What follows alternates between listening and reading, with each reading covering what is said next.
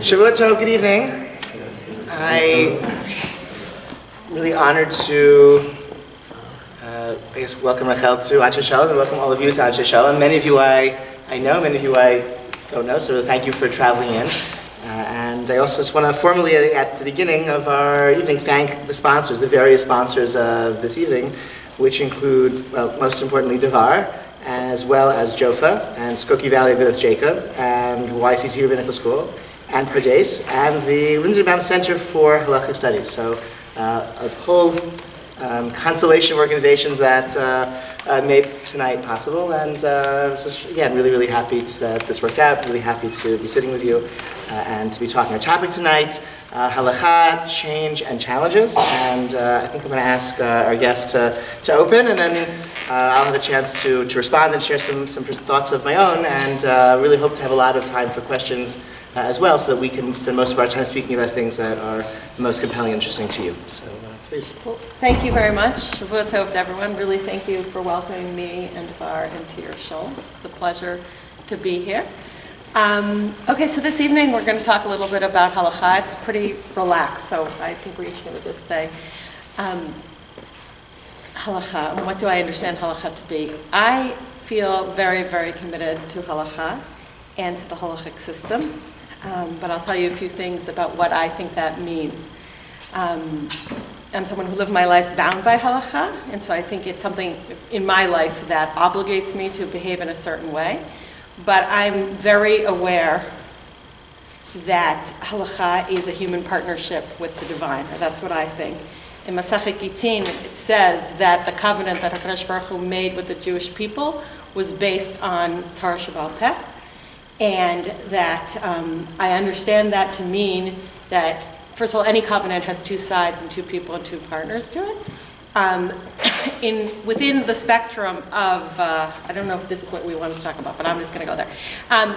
Within the spectrum of views that exist within Chazal, within traditional rabbinic thought about how Torah was given, what was revealed, there are numerous views. The one that speaks to me the most is the one that does not say that everything was said by God to Moshe on Har Sinai, and mostly because there's so many things that appear in the halakha that sometimes I find difficult and challenging. And so I much prefer to say that those things are part of human influence, which is okay for me, because I really think that halakha, I talked about this last night and it appears in the writings of my grandfather, halakha is a word that means to move, and that halakha is really what creates Torat Chaim, the living Torah. And that halakha should speak to every generation of Jews in specific times and in specific places and say different things. Because it really, for Torah to be eternal and to be true, it needs to speak to the situation here and now. And our situation here and now might be different than the situation 500 years ago, and might be different than the situation in 500 years. And so when I see things in the halakha that don't meet my modern sensibilities, that's okay for me. And I feel comfortable, I sometimes am bothered by them, but I feel comfortable saying that I don't believe this is the divine word of God. And I think I'll say clearly why I came to this view. I think it's because I am a woman. Maybe you could come to this view others, but I'll just speak from my personal experience. There was a period of time where I spent a lot of time trying to see, where does God exist in this world, and how do I know that HaKadosh Baruch Hu is real and tangible. And for me, the miracle of human life, and that we exist, and that we think, and that we breathe. I once wanted to be a doctor in my young days. Is just, that to me is one of the places I really see miraculousness. And when I encounter a statement within Chazal that says some general statement about women that I know doesn't fit with who I am and the way I think, I have two choices. I could either negate myself and negate the God that I believe created me, or I say, okay, that statement must not be a divine statement. That statement must be something that human beings thought at one point in Jewish history. So that's thing number one. I definitely believe in Torah Mishamayim. I believe that the Yud Gimel Midot were given to Chazal and handed over to Lidrosh to Torah, but I just don't think that every single word is divine. And I tell you this because I that's how I understand the need for halakha to really be aware of who's asking the question and where are they and who they are and how the posek should answer them. I brought a text, you didn't bring a text, but I love saying text. So this text was shared to me by my colleague Tzvi Hirschfeld. It's from Rav Chaim David Halevi, and he says the following. He says this. He says, To'em ma'od kol hachoshev sh'halacha hi kfuya ve'en listot mimena yamin or small.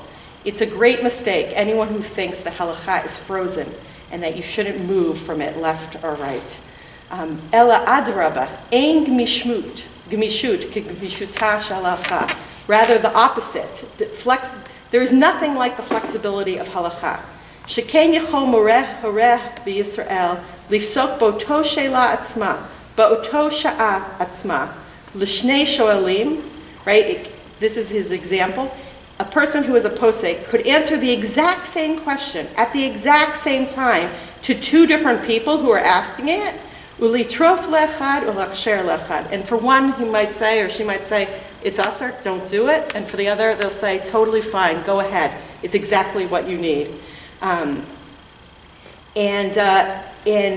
he goes on to talk about this power of the gemishut halakha. And for me, halakha is something that is very personal and that should meet the needs of each and every individual. I'm talking for a long time. Am I supposed to say what I think some of the challenges of halakha are? I'm going to say that. Great. I don't know what we're doing. You'll ask any questions. So I do, for me, one thing I'll just say, because I do find halakha to be something I feel obligated in. I'll say a challenge that I think is a challenge for everyone, but it's important to sometimes say. I find davening extremely difficult. That is one of the mitzvot I most struggle with. I love learning. I connect to HaKadosh Baruch Hu very well through learning. Every day I say, today I'm going to daven with kavanah. And suddenly 5 pages have gone by and I'm like, did I say those words or did I not? So that is like a personal difficulty. And I mostly daven not because it connects me to HaKadosh Baruch Hu, but because it is a symbol to myself that I am committed to doing what the Halakhic system wants for me. I'm saying this honestly. And I hope that HaKadosh Baruch Hu understands that I try so hard, but I'm just not so good at it. And that this is my sign of saying, I know I have to, and I'm doing it because I have to, even though it is really very, very difficult. I'll say that, and I'll stop. There's so many other things that are problematic. You can speak. I agree with a lot of what you said, and I think I want to circle around to identifying some of the places where we differ, at least from Excellent. what you've presented. One of the things we have in common, both of us were students of Rabbi Ravender at various points in our lives, and I once heard Rabbi Ravender say, and it made a very big impression, he said, we in the Beit Midrash are already committed. We're not struggling, should I be Jewish, why commit to halakha or not? Yes, all of us here, he said, we've already made that commitment, and what we're struggling for and we're working towards is profundity. And we're trying to deepen our knowledge, to be more profound, more sophisticated, because Shmirat Mitzvot, from a place of knowledge and sophistication, and you've done the chakirot, the investigation, you've seen the sources, you've seen how they developed over centuries of scholarship. Shmirat Mitzvot, from a place of that kind of knowledge, is just categorically different from something more superficial. And we in the Beit Midrash, having already made that commitment, we're striving for something else. And that had a very profound impact on me. I think it impacted, without being aware of it, impacted some of my professional choices even. I think my first position on campus was chosen so that I could also, at least a significant part of my professional life, could also be amongst those who had already made that commitment to halakhic life, to an Orthodox communal life, and then their halakhic challenges, or my involvement and support for them in their halakhic questioning, and was all about refining greater profundity in support of a very rarefied expression of modern Orthodoxy as it exists on university communities. I think, and again, just sort of reflecting on my life here, now almost 2.5 years I've worked in the shul, I think halakha in the shul has a very different function. I think this is a as anyone who's spent time at Anshe Shalom knows, this is an unusually diverse Orthodox congregation. I think, in the 1950s, I think many Orthodox congregations were similarly diverse in the religious practice of the congregation, the membership. I think there are very few Orthodox synagogues in 2015 that are able to contain within one shul such a wide range of religious beliefs and religious ideologies and personal, halakhic practice or not halakhic practice. And so I think halakha, as it percolates in this congregation, is like a common denominator. It's like a base that governs like the way the shul functions, and that sort of allows us, sort of keeps everyone together, so that people who make all sorts of choices in their personal lives and come from all sorts of places and go to all sorts of places and believe all sorts of things, like we can all pray together sometimes. So you're saying the halakha in the shul? Halakha, yes, yeah, exactly what I mean. Exactly, yes, yeah. Which is, so that's a lot of what. So in terms of my own interaction with halakha as a rabbi, as a teacher, as like the questions I'm thinking about. A significant percentage of it is like what I'm intending something, which is this matrix that allows all sorts of diverse people to come together in one institution. So that's interesting, because yeah. I just kind of said the opposite. You would think because you have such a diverse crowd, you should be saying possibly different things to everyone, but you're trying to use halakha to have one unified practice that people who believe differently come into? I think that being able to say that the synagogue ritual is Orthodox, to be able, and to be able to say, and it's halakhic, and to be able to say that there are community standards of kashrut which are public on the website and distributed in the lobby, and anyone can pick it up and can, cook a kosher meal according to community standards, allows people with very diverse, that's a kind of like less sensitive, but right, people who eat chazir treif, in their personal lives, according to their personal convictions, they can host a Shabbos meal that I can go to because we have community standards that are, that are uniform for everyone. So that's not really disagree with what you said. That's interesting because I teach at Pardes, where we also have extremely diverse student body, and we struggle with this issue because we don't want to just top down and do, my students call it like the from his common denominator. It's really a challenge that we find about how to do ritual together and how. But it depends, I guess, maybe where the constituents are coming in if they buy it. But when they ask you private questions about kashrut, I assume you're giving different answers to different people. Private question, if it's a private question about their, I'm going to my uncle's house and this is what they're going to feed me and what can I, that obviously that's going to be who that person is and their age and their situation in life and the uncle and the relationship. That of course that's going to be very different. But I think the existence of something. Community standards, I think it's a huge blessing. And in many Orthodox communities, kashrut is, it's about, who dresses which way and what can I guess about somebody's level of kashrut based on superficial things that I can observe about them, and I think that, and who eats and who's home, this is sort of like the information's there, it's upfront, and it's common and uniform. So I think that, you're right, Pardes is obviously a very different model. It's challenging. It's very challenging. It's a challenging model, and therefore we sometimes don't do ritual together. We break into little groups so that everyone can do their.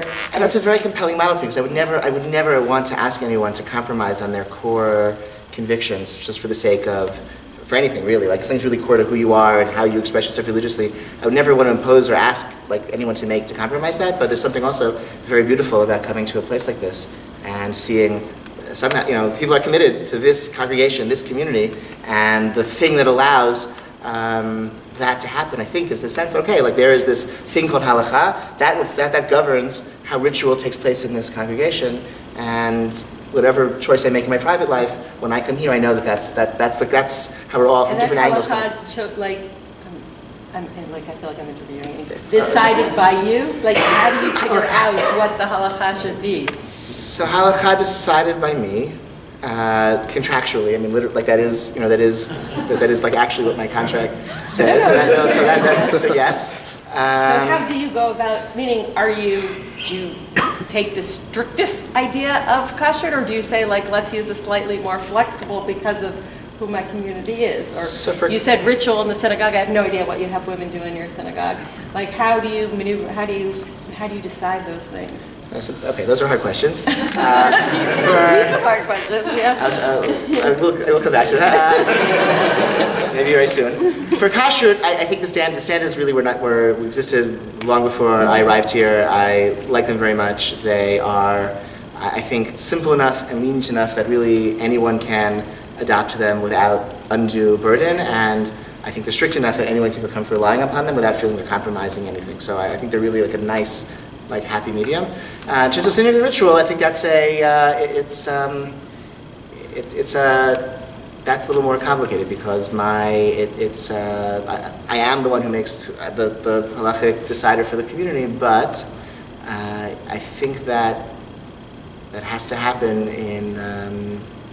for me, it's important for that to happen as part of a broader Orthodox community in a way that doesn't sever our ties. And that's a dynamic which is hard to navigate, as you know, and really important for me to navigate. And sometimes it's only through pushback that you, in both directions, that you learn how to navigate that. I think if you can get 80% of what you want with 20% of the controversy, that's going to be that middle ground that for me that I want to try to navigate, although something is lost in taking that approach.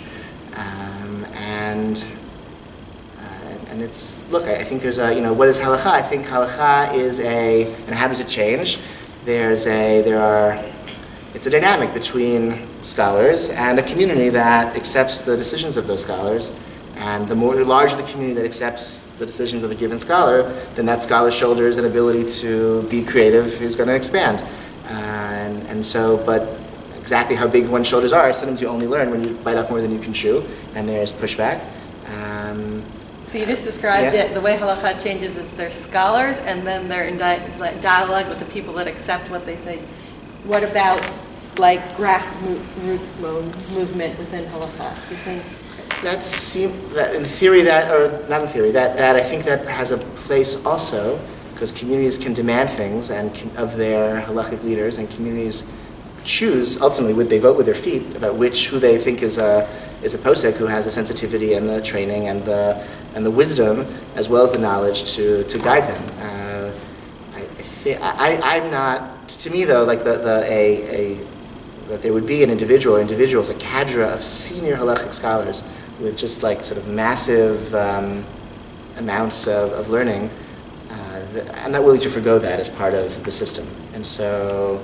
For questions of great complexity or great sensitivity, it's important for me that any community upswing or a rabbinic kind of initiative would have that kind of approval. That seems to me important because without that, I think something is lost.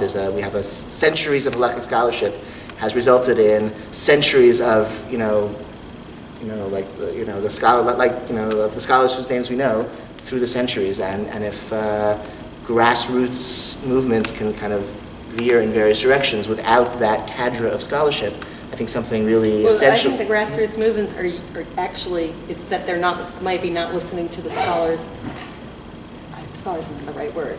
They're not relying on authority now, but I think a lot of the grassroots base themselves on words and statements of Chazal, Rishonim, Achronim. Right. So the question is about what are halachic authorities? Is a halachic authority only someone living today, or can I say, well, look, here's a position in the Ritva. How can we say that? Correct. That's probably where we might differ, because I'm okay relying on the Ritva, even if no one else. Yeah. So maybe I'll say something about. I think it's important to say we're different because that's where it's interesting. And you'll tell me if you're different. Like, I am someone there was a period in my life where I didn't do anything unless a rabbinic authority told me it was okay, and I would go and ask. I still ask Shiloh, but really the things that were important to me, let's say about certain things about women's ritual and practice, I always ask, and usually I didn't get responses that were suitable for what I wanted, but that was like the path, and I'm like not going to, I would see the sources I think say this, but I hadn't been told that it's okay, and I wouldn't do it. But a real breaking point for me, and I really would call it a breaking point, it's it's now been about 20 years, was surrounding issues with my wedding. And at the time, I was telling David this, I wasn't even concerned with Aguna or anything. I mean, I was a little bit concerned. I signed a prenuptial. But for me, it was more that I wanted this significant milestone in my life, twofold, to reflect what I thought of a partnership between two people should be. And second of all, I wanted my voice to be heard, and I wanted a way to honor my female teachers and my female family members. And lots of issues, but let's talk about one of them. I was very interested in women saying Sheva Brachot. I did a lot of research about it. And I first talked to my teachers. I was then closer to like when I had been studying in Midrash Lindema and Braveners. And I would say, look what it says. And they say, no, what you says makes total sense, but I can't tell you to do it. Mm-hmm. Like, there was always, people think I'm conservative, people are going to think I'm feminist, a horrible thing to think of someone. Both of those things, obviously, sarcasm that, but, and I was getting very frustrated because this was an example of things that I really cared about, and I was caring about it because I wanted halakha and religious ritual to reflect my life, and I had this crazy idea. It was so, at the time, I don't know, I still don't know what I was thinking. I thought, well, all these sort of lower level rabbis, I don't mean low in a negative, they're also worried about the politics. But I know that sometimes great changes happen in halakha when you go to a gadol who does, has the broad shoulders and who is going to, just not care, because they don't have to care about their reputation, and they're going to just talk honest halakha. And I made an appointment, I maybe shouldn't say the name, to speak to a very well-known Haredi rabbi in Israel, and I bothered to find out where his office hours were and when he sees in the public, and he's an Av Beit Din, okay? And I went to him to ask him about women in Sheva Brachot. And you know what? I would have even been okay if he had said to me no, if we had had a halachic discussion and he had said no. He treated me as if he thought I wasn't part of Am Yisrael. He's like, you come from the diaspora, that's why you care about these things. And I really felt, I left there in tears. In tears. I know you don't have to take the blame of this, I'm just telling you. And I thought, why am I see your zooming, why am I begging? Why am I begging these rabbis to pay attention to me, to answer me, why am I only not going to move based on what they tell me, when they aren't even willing to look at me? What did he think? Why did I come to him? And I know he's not represented, but here, the people who would talk to me didn't want to move, they're petrified. And so it's to say to me, if anyone had said halachically you're wrong, I'm okay with accepting that. But if you say to me halachically you're right, but I'm just too afraid to do something. And it reached a point where I felt, why am I waiting and waiting to only move? And that, I think we were different. And that I then said, you know what? Of course, with my wedding, I still had a Masada Kedushin, so our compromise was no Sheva Brachot on the chuppah, but Sheva Brachot at the meal. But from that point, I tell that story because it was a breaking point for me where I was willing to say, you know what, I'm going to make, in my personal life where I have control, I'm going to make halachic decisions for myself. Because if the leadership that's supposed to be, that wants me to care about this communal authority, isn't really interested in even being in dialogue with me.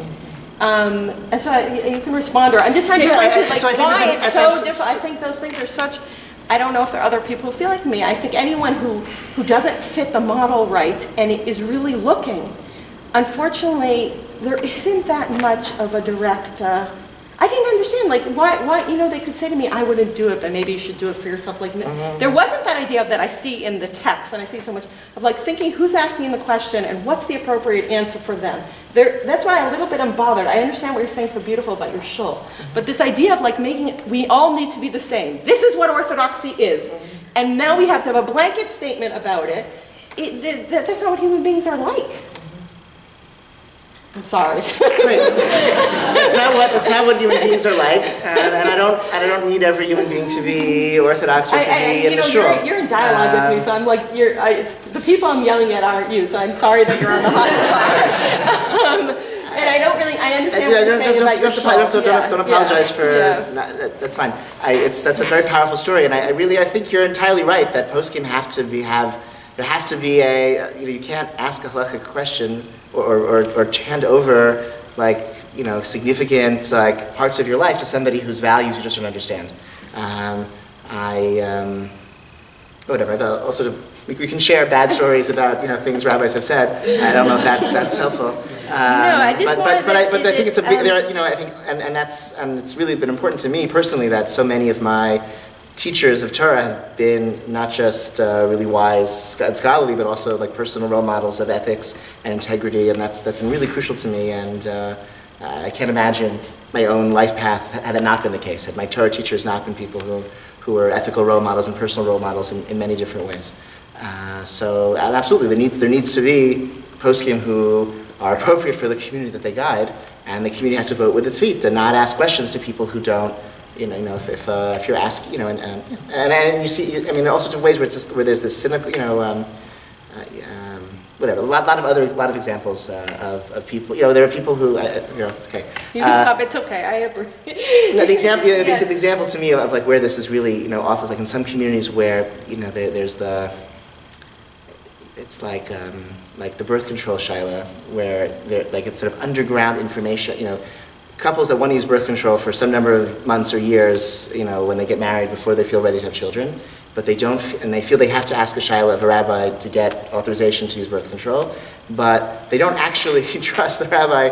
They want us because they know what's right for them, and they know the answer they want, and they know what the rabbis in their community, what they all say, because that information is sort of spread, and so they know if you want the birth control shot, you ask this person or that person, and if you and come with this argument, and then you'll get an extra 6 months, and that to me is. A real, and I've spoken to people who've gone through that process or advised couples going through that process, and I think it's insane. It's a farce of halakhic authority because you know for yourself what you want. You know that there is a halakhic position that endorses what you want, but you feel the need for a heter is some sort of magical dispensation. Which is that's not rabbinic guidance, it's not pastoral help or support, it's not a conversation about values, nor is it real, authentic halakha. Right. But I think it comes from a sense that if I say, okay, Rabbi, I want to finish graduate school, or I want to as a couple, I want to develop our relationship for will the post have a comprehension of what that means. And that's the topic because it's so scary. It's something that's so. To have a child when you're not ready is massive, and it's sad to me that Rabbanim apparently aren't being able to answer those questions appropriately. Some are, but there some aren't. But the if you risk. have a question about birth control, now you know who to ask. Yes. I've never been asked a question about birth control. Is that true? That's not true. Not since I moved here. I've not done so. We thought you were the 6-month extension. It's a community standard. Right.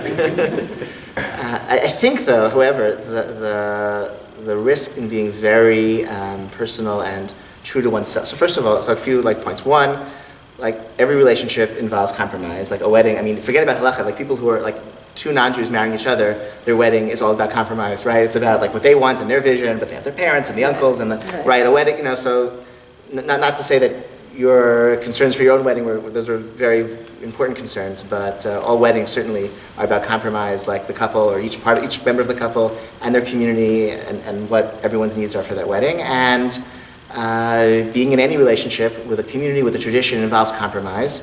If someone were to tell I do what I think is right, no matter what, if I'm convinced it's right, I just go ahead and do it. That's not an admirable. I think most of you'd find that, right? You're not like that either, but just to take it to the extreme, that would be not admirable. That would be somebody who's psychopath, right?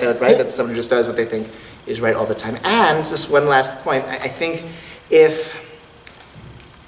halakha is an infinite number of possibilities in the halakhic system when it is studied and engaged in by a master, somebody who, the more you study, the more possibilities you uncover, the more creativity that you generate, which allows you to see topics from an infinite number of perspectives, and anything could be the possible outcome. And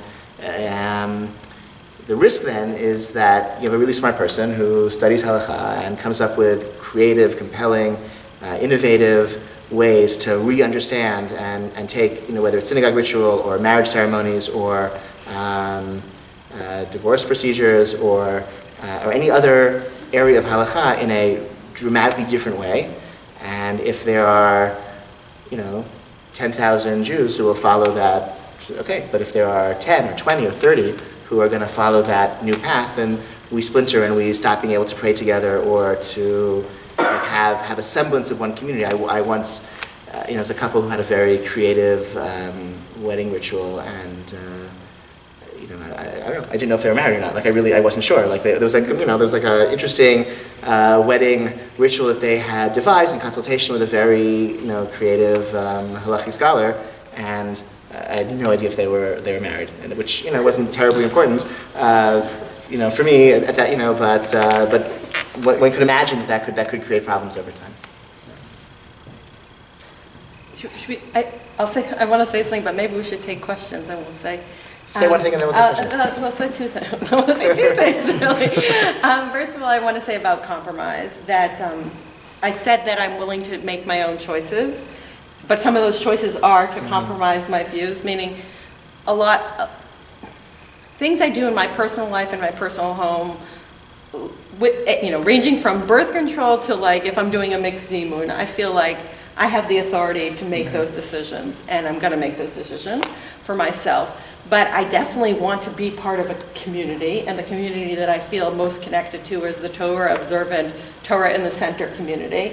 And so you might think I'm still on the fringe and the edge of that, but everything I do within that is always trying to be a balance of how far away. Honestly, I think we should be completely egalitarian and have egalitarian shuls, and I would think you could be halakhic in that. But I'm not doing that because the community that I most identify with is completely not even close to ready, and they're not even ready for what I do in my, I daven at a partnership minyan. But that's a compromise to me of not going completely with what I believe, but trying to stay connected.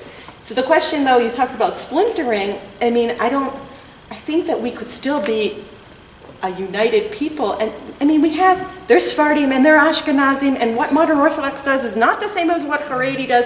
And there's so many differences in our practices already, but yet we manage to stay considered to be like Torah observant Jews. That I just find, I care about women, that's fine. I just find that I don't understand why on a woman's difference, that the shul does this about women, that is suddenly going to fracture the Jewish people, right? Look at Sephardi, go to a Taimani shul compared to a shul an Ashkenazi shul in America. There's very different things going on there, and there's a very different feel. And no one is worried that if they continue to do what they do, we're going to be fracturing into two groups. And that's the part I don't completely understand in what you're saying of.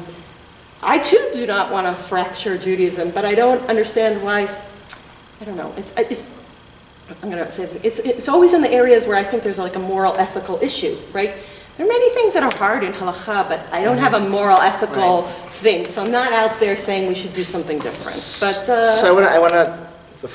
Sorry, you have to wait. I want to.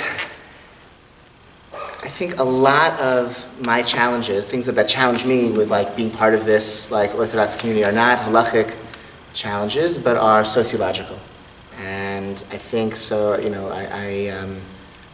One of the things that even spurred me to become a rabbi was just encountering this the strength and of real, I felt, kind of militant, violent xenophobia, mostly focused on Palestinians, that exist in the Orthodox community, and just people saying really hateful things, violent things, warmongering things. And that's not halakhic, right? That's not a halakhic challenge to overcome. That's I think a really ugly corruption of the soul that has infected most of the Torah observant community in some way.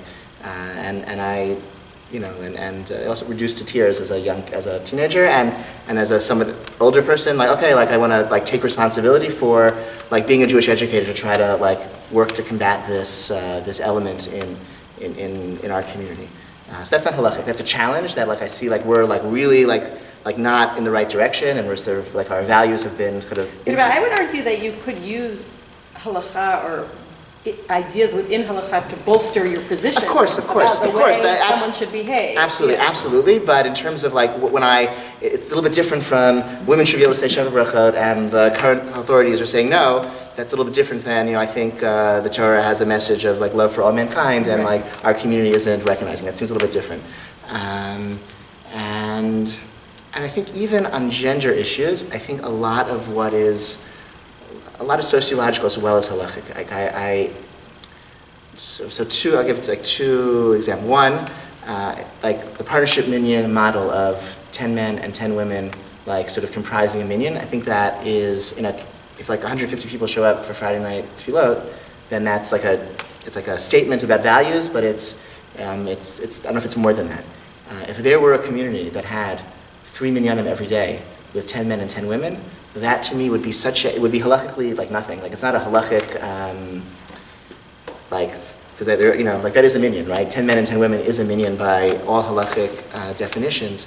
But for a community to organize itself, for Shachrit, Mincha, and Maariv, 7 days a week with 10 men and 10 women, there would be, I think, a really dramatic experiment in Orthodox sociology for men and women to organize their schedules around minyan attendance in this gender equal way would be a really interesting experiment to see. Right, but I think that most women don't feel any obligation to come, so they don't. Maybe I'm not understanding. Correct. No, right. But if there was a community that said, no, we're not going to start. We're going to wait for 10 women also, and we're going to insist on 10 women being there before we move forward. So maybe women in that community would feel that need, and to see a community, and that would require men and women to kind of shift their priorities in a way that would be really interesting, really, really interesting, in a way that a Shabbat minyan that does it is not so interesting to me. So that's a sociological change. It's not a You're halachic saying change. because women are associated with kids? I'm not I think there's some sociology in our community.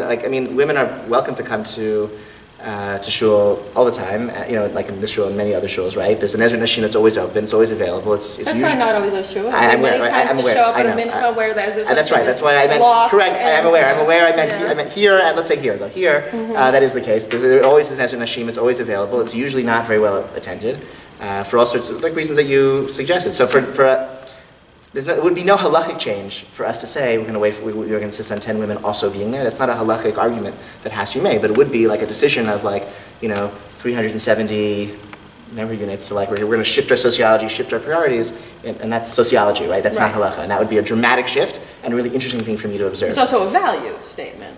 It's also a value statement, but it's not. In other words, the challenge is not here. It's not halacha, and I see it also outside of the confines of the shul, like the rest of life is also very gendered and in ways that and sexist, and there's a patriarchy that's not just in our, so I think combating, creating a more less patriarchal society is not a halachic. It's not only a halachic challenge. It's also a human challenge, and you see it in all sorts of ways in our community. It's right. I mean, I don't have to give you examples of it, but I see it. You see it in even enlightened liberal Lakeview. There's a really all sorts of ways in which having nothing to do with halakha, there are really interesting gender dynamics that one can speak about and observe, and that's not halachic either. So that's maybe. Okay. Let's take questions. Yeah. I'll step into controversy. So I come to the shul from West Rogers Park, as you know. And I don't like talking about people's religiosity because everyone's from left to right. People, like you said, make decisions on their own, whether they're in a good a world or not that good a world. It's true. But, I think Rabbi Walkenfeld said about having a shul that everyone's comfortable in. So I could come here and feel I'm in an Orthodox shul. That's very important. Now, I know the mechitza is a short mechitza, but I don't care. It is still a good mechitza. So, it's important. A lot of people won't come, but it's a mechitza. So Orthodoxy has been defined a certain way for generations. So I could come here and say, yes, it's an Orthodox shul. So once you start tampering, then, okay, is it Orthodox or not? And that's why you need this standard that's been in practice for years at Anshe Shalom, that says that Mitch Morgenstern could feel comfortable here, and I could hear Reb Tzvi Weinreb come here, and others could come here, who they're not on the right of, they're centrist people, but they feel comfortable here because it's defined as Orthodoxy. Once you start tampering, whatever the argument is, it still becomes controversial. And this shul, center-left shul, but people like myself, people like Rabbi Tzvi Weinreb, others could come here. My friend Alfie Cherk, who's very right-wing, could come here because he could dominate an Orthodox shul, and that becomes very important. So I don't want to get involved in controversies. What should be done? I'll just respond to meaning when you say this is a halachic mechitza, but you do understand that for thousands of years, mechitzas didn't look like this. And when they first, with all the controversy about how the elder Rav Henkin allowed women to say Kaddish from the women's section, right? All the European rabbis went crazy because they didn't But it looks like an understand. Orthodox shul here. But Well, it looks they like an did. Orthodox shul. That's just because now you've decided that Orthodox shuls look like this, but they now didn't last used to It's not look the like last this. generation. Women didn't go to shul. There was always a gallery. Europe had galleries throughout. There was always They didn't always have separation. galleries. They had separate things with Okay, but walls they and had something. separate. But it looked like an Orthodox shul. But you can't argue that, hey, we're going to change it, it'll still look like Orthodoxy. It won't. All I'm trying to say to you is that this shul does not look like Orthodox shuls looked 100 years ago. Now it does look like what an Orthodox shul is, and some people chose to change what Orthodoxy looks like, and it became accepted, and now it's considered Orthodox. So I don't know what an Orthodox shul will look like in 50 years. I don't know. It's going to look like it does in every Svardish shul. Every shul in the Orthodoxy looks the same. You have a mechitza. It does. I don't know where you've done them, but I don't. Every shul looks the same to me. Every Orthodox shul looks the same. Mechitza could be taller, could be smaller. Well, that's already a difference. But no, it's not. But there's a mechitza defined halachically. It's not different. It's a mechitza. Okay. In the women's section, it's a big difference. Okay, but again, it is Orthodoxy. I Okay? have to say that their It is poskim would Orthodoxy. not think that this mechitza is a halachic mechitza. Okay, but there are people who do, legitimate people. A lot of people, that's true, but it is Orthodox. It's an Orthodox minyan. They daven the I'm not tefillas. challenged that it's There's Orthodox. shlichus here. Okay. There's tanesim here. There's everything that an Orthodox community has in the shul. And I don't know, you could say we could tamper with it, but it's acceptable to a lot of people. And once you start tampering, it becomes unacceptable. Then you may be with outside of Orthodoxy, and then it becomes a problem. You can do whatever you want. You know, you could change the texture of everything. I'm not sure your question. But I'm explaining something. Rabbi Yeah. Wachenfeld said, you need community standards. There's a certain standard, okay, that everyone could be comfortable here. And you need that, okay? And, so when I come here, to me, this is like davening in a good shul in the sense that we're all coming together to daven to God. That's what I see here. And it looks like an Orthodox shul. I can stand here and it looks like a regular Orthodox shul. I think you can't, let me jump in. I think you can't, in the last 200 years where Orthodoxy, separated or non-Orthodoxy separated in the different communities in America and Europe, there were different issues in each community that were the thing that defined an Orthodox shul or non-Orthodox shul. In Hungary, it was the placement of the bima, in the middle of the shul and the front of the shul. And that was if the bima was in the front of the shul, it was not an Orthodox shul. And you could not go in, can't pray there. The shochet is the chazan there in Rosh Hashanah, his shechita is treif. That was the dividing line. No, that's not. Can't go to the mikveh in the city.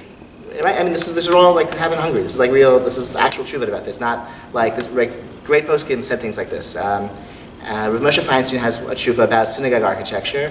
And he says, in Hungary that was really important because that defined an Orthodox shul. In America, you could have, if the shul's Orthodox, if the bima is in the front, they read the Torah from the front, okay, that's okay, that's really fine. It's not just a big deal.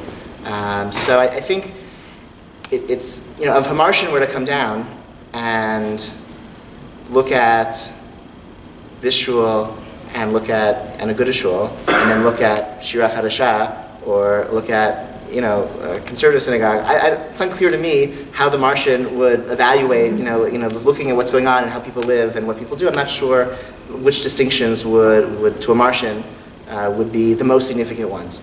But that doesn't mean that to us, to Jews, to Orthodox Jews, certain distinctions have, in different generations, in different places, do have heightened meaning. So the fact that we have a mechitza at all is really significant to a lot of Torah observant Jews, and does enable people like you, people like me, to daven in a shul like this. So I think. I totally agree. My point was just that you seem to agree with me, that yes, there are certain norms of what is accepted as Orthodoxy, but those have changed, and they might still change, not about... They might, but they also might... Really, honestly, the way this shul looks would not it's not your typical Orthodox shul from 100 years ago. It's not. There's a story... And I'm sure that things happen here that aren't typical of what an Orthodox shul did 100 years ago. Rav Cutler once brought one of his students with him to a shochet with a chicken, with a chicken for shechita, and he went to observe the shechita, and the shochet took the chicken, and it was an American chicken, and American chickens in Lakewood in the 1950s or 60s, whenever the story in the 50s, looked different than the chickens that Rav Cutler knew from Lithuania. It's a different strand of breed of chicken. And Ravarin was like outraged. He said to the shochet, "You call this a chicken? This isn't a chicken." And the shochet pointed to the yeshiva student that was standing next door. "You call this a yeshiva student? Like that's not." But sometimes there are changes that aren't accepted. So there's a risk. That's to me, like I feel it like in. We're playing it out. I have no idea where the partnership minyan movement will go. And I totally understand someone who does not feel comfortable davening there. I'm not willing to take the risk for myself and my kids to not do it because I'm worried of what someone will say about me. I need to have a place where I'm raising my children, where I feel comfortable, that it meets my Torah ideals to make sure they're committed. But I totally understand someone who doesn't want to, and we will have to meet here in like 50 years or 100 years to see how it plays out. That could be a difference. In Israel, though, like we don't have the same obsession with orthodoxy. Here, the word orthodoxy is so important that I don't feel is the same there. And honestly, I don't know, whatever orthodoxy is, I'm probably not, if orthodoxy is that, I'm probably not it. I think I'm a halachic Jew, I'm a Torah observant Jew, I'm a Torah committed Jew, a halachically committed Jew. I don't know what orthodoxy is. If orthodoxy is something that some body of rabbis says it is, then maybe I'd happily admit it, a live stream. I'm probably not orthodox, but for me that's okay. Because honestly, I have to answer to one entity, and that's HaKadosh Baruch Hu. And so I try in everything that I do to really think about what I think is a balance between what I morally and ethically believe is right and what I think Torah wants of me. And I hopefully one day I'll meet my maker and I'll be held accountable in a way that is honest for me. But I can't constantly be thinking of what over there thinks orthodoxy is. And we can be different. We're different people, and that's okay. I understand. That's a very powerful vision. I think I can't afford not to think what people over there say because their opinions, if I recommend candidates for Gior, and I want the Beit Din to say, I don't want the Beit Din to say you can't, if this is your shul, then we're not going to do the Gior and move to a different neighborhood. That's like a very, right? I understand that, but that's like a whole other control issue that is, it's whatever. We live in relationship with one another, and I think that interface of Kadosh Baruch Hu and the Torah and our conscience and the unfolding development of halakha also is refracted through a community. And that community can be very narrowly defined, or that community can be very broadly defined. And I think, a narrowly defined community, it's like maybe it's all like Anshe Shalmenu, and they're really, they're wonderful ideals and they're pure, and that's great. A broader community, for my soul, like who's nurtured me, what experiences have shaped me. It's a much broader places in the Orthodox spectrum. I want that to be still alive for me and for my children to kind of see other types of Orthodox Jews also as more similar than different. And it also means that I have to take responsibility for them as well. So that right in terms of I actually think we're quite similar on this. It's just, whatever. I feel very connected to that community. And honestly, the people in that community who know me well, I think have less problem with me than the people who don't know anything about me and are making statements about me. Because anyone who really knows me knows how serious I am about Torah and halakha. And I think respects that. They might not agree with everything, but I don't think there is actually that much of a break. It's only when you look at these things in these large from up here that it looks, I don't know. We should take more questions. Yeah. One comment is that you're defining different things. You're talking in the sense of a person who has great freedom. Rabbi Wolkenfeld, by contract and by bylaws of the synagogue, is our decisor. So in the tradition of old-timey Orthodox shuls, he can bind us. He makes decisions for us. He has to be cognizant of our differences, and you don't. You're totally a free spirit, and you're not overseeing a community. You're not binding a community. You're not dictating to a community. And even in a mildest sense, he can dictate because he sets our standards. I'm very involved in a community. We're not a community with a rabbi. But you're not the enforcer. You're not Right, the well, we have a enforcer. Halakhic committee, but we do things by discussion and I'll say whatever. it again, you're not. I am not the enforcer. I have enforcer, actually you're no not binding desire the to be an community. enforcer. And by Yeah. contract, he is our enforcer. If you want, let me take a few That more questions. actually means he has greater responsibility than me in a Of way course. that I think. Of course he I does. sort of- Back in the back there. Yes. Either one of you. But both of you, I met both of you, and then we can answer. Yeah. So this is a question for you. I've never heard this. When you were speaking, I heard two different things coming out. Okay. On the one hand, I heard a sense of liberty and just making your own decisions is very empowering. Like you would say, I go to a partnership union because this makes sense to me. And this fits with my ideologies and expectations for myself about feminism, etc. And so I was hearing that on the one hand. And on the other hand, I also heard the reliance on others. So when it came to the Shabbat book for your wedding, you would approach several people in the Midrash. You went even as far as to go to a Haredi rabbi. So I have two questions for you. Number one, when do you make halakhic choices for yourself and take your own liberties? And when do you ask somebody else? At what point do you say, I don't know enough and I have to rely on someone else? And I think it's kind of particularly interesting that when it came to the Shabbat book question, you saw the source for yourself, you still needed someone else's approval. So really, at what point is there the self? Well, I was much younger. That's what I was saying. That was a breaking movement for me. Yeah, finish asking, yeah. And then my second question is, now that you're an ordained rabbi, how do you think that calculation would change for you? Like before, when you were making these questions, making calculations for yourself, you were doing so as a Torah teacher, but now you're doing so as a rabbinic authority. So how does that change that calculation for you? Do you want to take a few more questions and answer them all, or do you want to do one-on-one? That was I sometimes questions say, for you, so it's sometimes good, but then you don't answer. So answer it, and then Mary will be Okay, next, and then. Okay, so, but maybe I wasn't clear. I feel like that Shabbat Brachot was a breaking moment for me, meaning I came from a traditional Orthodox home in which I was younger, and I was taught, you don't do things, especially radical things, without getting, and I was very committed to being accepted within the Orthodox world and being part of the Orthodox world, and then I felt like that word orthodoxy was important.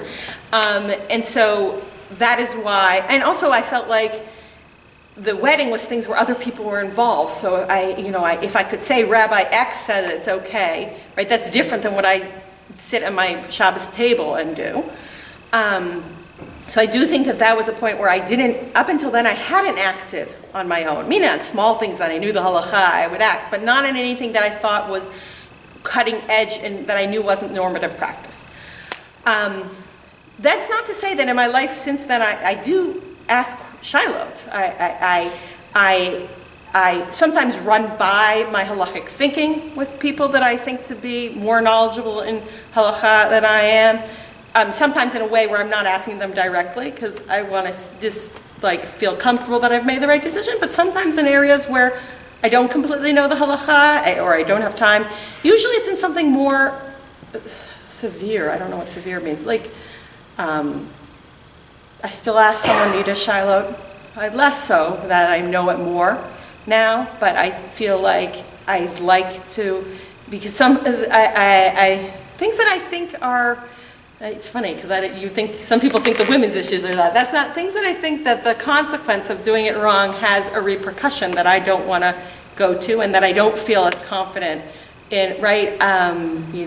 In Isser Kared is an Isser Kared, whereas I'm not sure what the repercussion of letting a woman read for the Torah is. Those are two different types of questions. Not to say that I don't make decisions for myself, but I think one should always be in dialogue with people who know more than you, and to consult with them. What else did you ask me? Changes things. It's so funny. Not really. I would still on the places where I think I want to consult. Because I always felt okay making my own halachic decisions, it hasn't changed so much for me. I don't feel better about making the halachic decisions, but I felt okay. What is interesting to me is, if you had asked me before I was ordained, I would have said, students ask me halachic questions all the time, which was true, and I answered them. But what was fascinating to me was since I got smicha, people would say to me, oh, now you're a rabbi? Now I can ask you my halachic questions. People who I thought, really? Like, really? You wouldn't have asked me? I was shocked. And I didn't realize how important, like, the rabbinic authority was to people, because I guess I had shown disdain for it in my personal life. Honestly, I was like, really? Like, close friends of mine. I'm like, really? And it was like they were willing. It's not that they had a problem asking a woman, because once I got the smicha, they're like, oh, now you can be my rabbi. But that was surprising to me. That was surprising to me. Mary? I was just going to ask, so I'm sure that Rabbi Wokenfeld delivers difficult halacha to people, and Rabbi Berkowitz, that you have taught like very difficult parts of the tradition or texts that are kind of hard to swallow.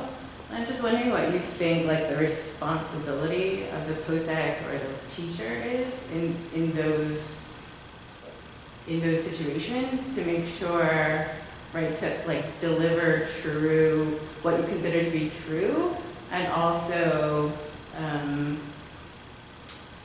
to make sure that people don't walk. That's a good question. I think that it's always important to be honest.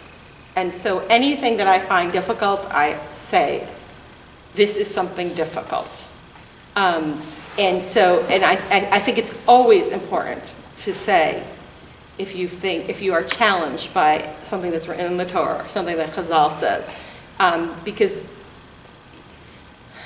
whatever, I had experiences in high school where it was like you were never allowed to ask those challenging questions. I got in trouble a lot in high school of like asking the wrong thing or saying the wrong thing, and it made me think of halakha. I had negative views about halakha because no one would like. There's something, even if you can't solve the problem, to hear someone say, this is really challenging. This is challenging to me. I don't feel comfortable with it. And then you could go on to the next steps of the conversation, but I think one always should call out what they feel to be wrong, and to say it. One thing that I really loved about receiving smicha from Rav Sperber, because he really represents something that I truly believe in. I mean, he spoke to us a lot about koach hetera adif, that it's easy to say no to things, but really the halacha finds being able to say something is okay is preferable. And I taught last night about my grandfather's view of halakha, and he really felt that for halakha to be eternal and to be true and to be the Torah Chaim of the Jewish people, that it had to speak to the problems and issues that were facing the Jewish people today. And I gave a shir to show why he felt like, why he constantly, for him it was the question of the status of women. I think I think halakha has to say things. Halakha has to have something to say. It can't just say the answer is no, because to me that isn't what Torah is about. I mean, it could say, that doesn't make sense what I just said, but I want to try to say it in a clear question. I don't know if you're asking me about something specific or not. How shall I say it? I think that it's very important for whoever's answering a halachic question to know who they're speaking to. And I think that it's important for them to say that this is challenging. And I think it's even important for them, I have students all the time who I can say, I understand if you're not going to be able to do this. Like to meet the person where they're at and to talk about maybe where I would hope it could change, or maybe make suggestions for them that I might not even do in my life. Because I try to find ways to help them stay within halakha and be able, if the question is something, if they just say like, I find it annoying, I can't use my computer on Shabbat, that's not to me a moral, ethical question. But if they say something that is really something that challenges them about their belief system, about who they are, then I think that the halakha needs to try to find a way to help them. I don't know if we're always going to be there. I'm talking too long, I'm going to shut up.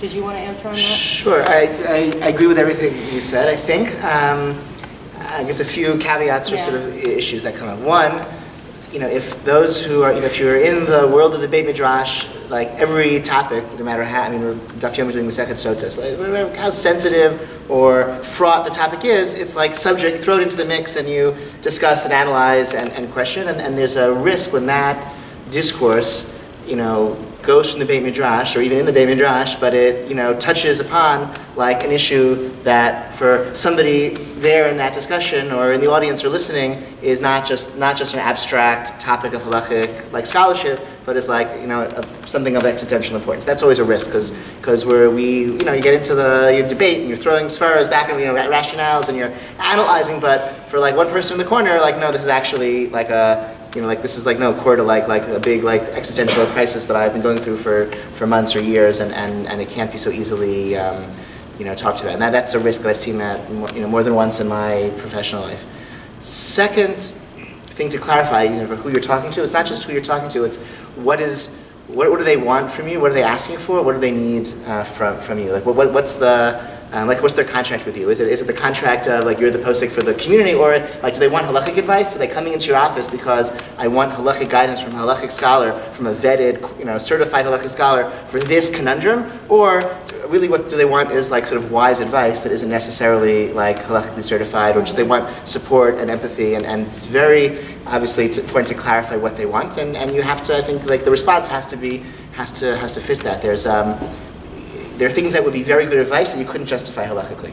Like a 14-year-old kid decides he wants to keep kosher and observe Shabbat, and his parents have no interest in right? So you couldn't halachically justify eat treif for the next 4 years and then you'll move out of your house, but it might not be very good advice to say eat tuna fish for 4 years, right? Or spend Shabbat in your room for the next 4 years until you finish high school. That's bad advice, but it might be impossible to give a psak halacha that permits what might be very good advice for this kid in that situation. And that's an example that was published some years ago that I think is an interesting distinction. The places where... Wait, so what would you do in that situation? I'm missing... Sorry, maybe good advice to the kid would be, okay, look, your parents are going to drive you to visit grandma. Okay, go get in the car with your parents, or eat vegetarian food on your parents' dishes, or whatever you might say is like, and then you'll finish high school, or over time you'll be able to have more autonomy over your life, and you can like become more observant. That could be very wise advice for a certain 14-year-old, 15-year-old in a certain situation. You might not be able to halachically justify eating those foods or engaging in those practices on Shabbat, but given the age of that kid and like what it means to be a teenager in America, in the suburbs, or whatever, where he lives, where there's no one else around him, that could be very wise advice that couldn't be halakhically justified. And so I think that's an interesting test case. And you would give it then? I think I would. But only with the clarity of like what actually the role one is playing. I think you have to, if you're saying advice that can't be halakhic, like if my qualifications are as... But what if he came to ask you as a rabbi? I think even asking as a rabbi, I think that it's possible, I think, to clarify and to sort of to lay that out. The place where it's been most, the 14-year-old kid, that's never come to my office, so that's an article I read. I have had 3, since I've been a rabbi, there have been 3 gay men who've come to me, none of them, like, at the time, like, openly gay to their parents or to their community, and I think it was pretty clear to me that the first 2 wanted like halachic responses, and like they wanted me to like respond to them in my capacity as a certified halachic scholar. And the third one, I think I may have like not handled that one very well because I don't think that's actually what he really needed or what he wanted from me. But I didn't quite, I don't think I handled that very well. And that's also a case where maybe good advice and... So just out of curiosity, now I'm pushing it. So did you start out by saying, like, this, I really have a problem with that verse? Were you willing to say that? Or maybe you don't have a problem with the verse? Like, I would start out by saying, like, that is a horrific verse for you. And I find, HaKadosh Baruch Hu created you like that, and I don't know what to do with that verse. I don't think that would have... for some of those... I'm sort of relating to what... For some of those men, that wouldn't have been a helpful... I don't think that would have been helpful, because I don't think they believe that either. I think, at least at the time, I think they... These were very devout Orthodox men, and I think they... so we didn't go there. I think I tried to be very...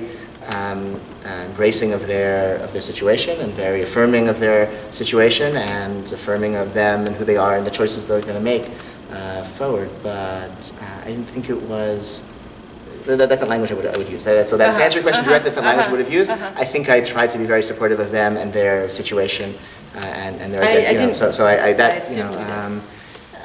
But again, I think for me, I guess that's also a better place for maybe good advice or wise advice or pastoral, support might be in one direction, where something that I could say, like, this is halakhically certified. My training as, somebody who studied halakha could give me, beyond a reasonable doubt, I can endorse X, Y, and Z practice, and that, the things that I can endorse halakhically might not be good advice, and the things that I could say could be wise advice are things I can't endorse halakhically.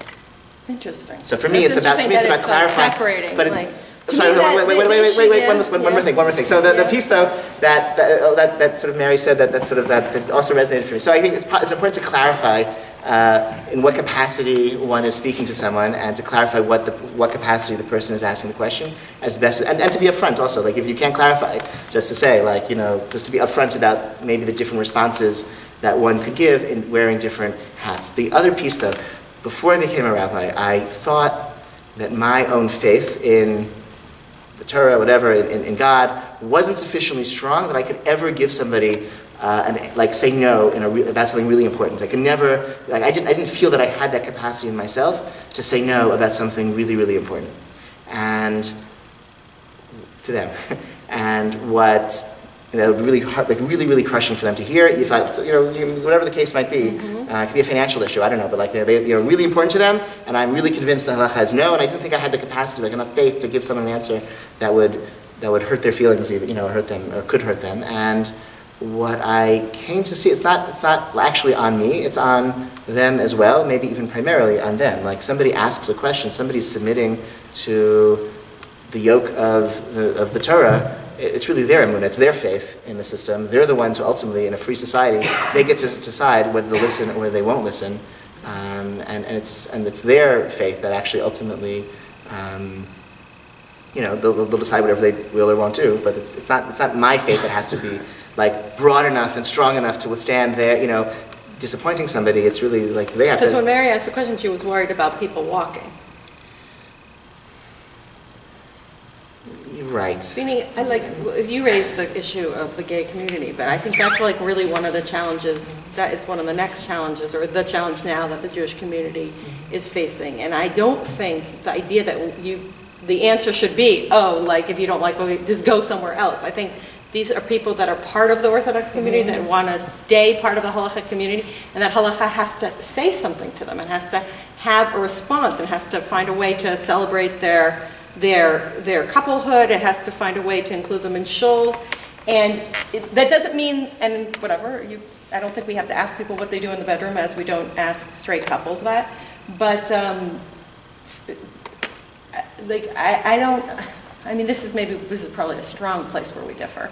Because to me that is a moral issue. I'm not going to be satisfied with halakha just saying no. I don't know what the no is going to be to, and it's worth quoting here because I was so impressed when I found it. Yaakov Meidan, who's one of the Roshei Yeshivat Har Etzion, has this article they wrote in 2009 after the terrible murder in a gay club in Tel Aviv, and he spoke out. He particularly spoke out because a right-wing MK, religious MK, wrote an article saying, "I'm proud homophobe," and he responded to say that this is totally inappropriate language. But then the title of the piece is called Ein lahachmir lemisha ein porkan le, for his sexual, for his sexual release, for his sexual desire. You cannot be stringent on someone who does not have a release for their sexual desires. And he basically, in the piece, and the title to me is so beautiful, because he's saying, he in the piece says, if people have yeush in the halakha can't meet their basic needs, there's going to be a problem, and you should not be stringent with these people. He was not muttering anal sex for men, but it sounded like muttering all sorts of other things. He talks about they can have a chaver l'chaim, and he talks about that they have to have, if he's talking about release, that there's going to be some other sexual behaviors that they're going to do. And to me that was a beautiful, he doesn't have the most PC language because he's coming from a totally different world. But that to me was a beautiful example of what I think halakha should be like.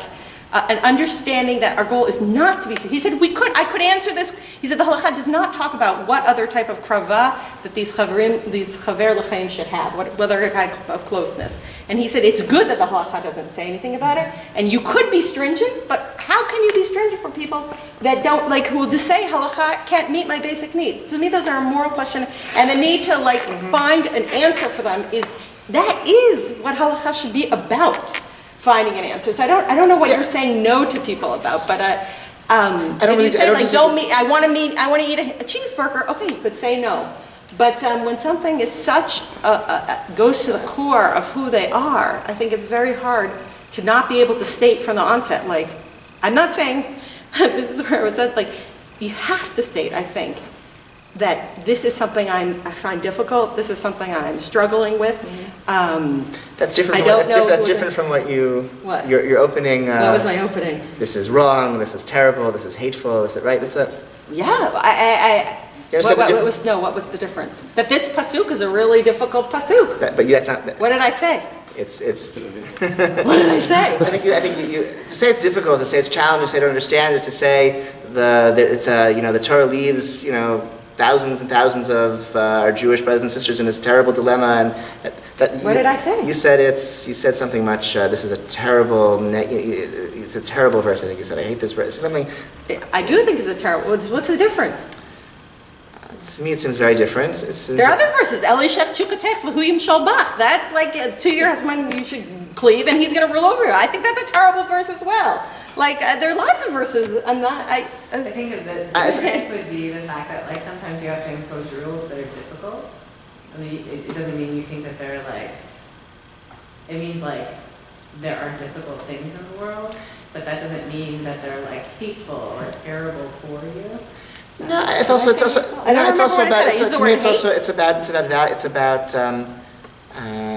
the kind of language makes me anxious to just describe to psukim in the Torah. I don't feel comfortable speaking in such a judgmental way about psukim in the Torah, even though I endorse where you're coming from. I understand that. I don't feel comfortable speaking about psukim. Like there are verses that you want to grapple with, you want to reinterpret, you want to clarify, maybe limit the scope in which they're applied. And there are verses that over the centuries become much less important in Jewish life. But I'm not, the language of it's a terrible verse I don't feel comfortable speaking that way about the Torah. So I don't. Beseder. I didn't mean anything disrespectful to the Torah. I honestly, it's out of my deep respect for what I believe. I'm saying this quite seriously. What I believe, that I think that HaKadosh Baruch Hu wants from us as Jews, and what I understand about what it means for human beings to be created in the image of the divine, that when I see a text, yes, it's in the Torah, but we think many things in the Torah have evolved and developed, etc., that to call out injustice in the face of it, I think you felt like it was disrespectful. But I only mean it from the greatest respect. If I didn't care about what the Torah said, I wouldn't be bothered by what the Torah said. But yeah, I'm strong. I speak strongly. I noticed. Israel? I have a question that's a little different than the discussion. So if it's like out of topic, then it's fine. You can just continue with what you were talking. I'm very interested in relations between Israel and America. Understandable. How do you see? I have two questions. And if you think you want to refer to something else, then that's also okay. Question number one is: do you see a difference between like the role that halakha plays in people's life in Israel and America? And the second question would be: do you see things that are changing or moving in different directions between the two big places of Orthodox Judaism in the world? That's my question essentially. It's been interested to me. Question number. I had a third topic, third question. Do you see how are the connections between the big poskim or the halakhic world in Israel and the halakhic world in America? Is there a connection? Is it like totally separate, or are the two big places moving in different directions? I'm all the time comparing America to Israel, especially when I'm here in America. A difference that I see from my personal life, although we have the Rabbanut Rashi that's up there and controls marriage, divorce, and conversion, and that can be problematic, I think on the day-to-day life of the average observant Israeli, there's what appears to be a lot more freedom of choice in how, maybe in the big cities at least. If you live in a yeshuv, maybe there's a similarity. What I mean by that is people attend all different types of shuls. There isn't like, this is the one Orthodox shul with the one Orthodox rabbi, and if you break from that, then you're creating a rift in your community.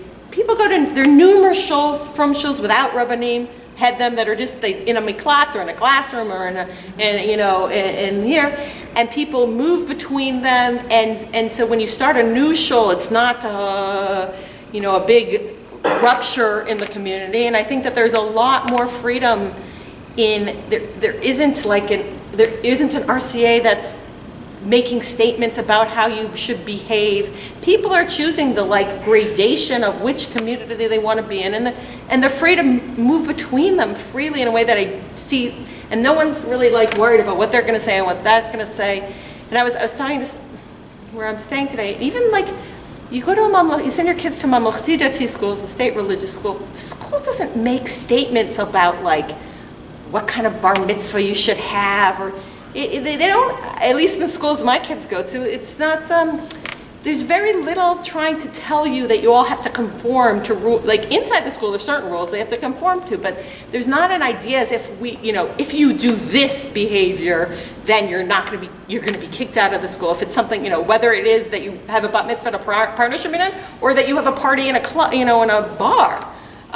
There's much more, I don't know, freedom of autonomy for people to practice as they want, that I feel in a certain way on the average day-to-day life. I don't know if you felt that's true or not. I think that that sounds true to me, and that seems true to my experience and the time I lived in Israel. The other piece I'd say, American Jews now we've spent more time in Israel than maybe a generation ago, and we go more often and spend more time there. And so I think in terms of just poskim and Israeli positions that we learn about them, and it's I think Americans who spend Yomim Tovim in Israel are less likely to keep 2 days of Yom Tov now than 15 years ago. I think that's really interesting how that happened. That's sort of a ground-up, bottom-up halachic change that I think reflects a sense that American Judaism feels really invested in Israeli Jewry, feels comfortable in Israel more so than maybe a generation ago. It's getting a little bit late. Maybe we'll have one more question, and then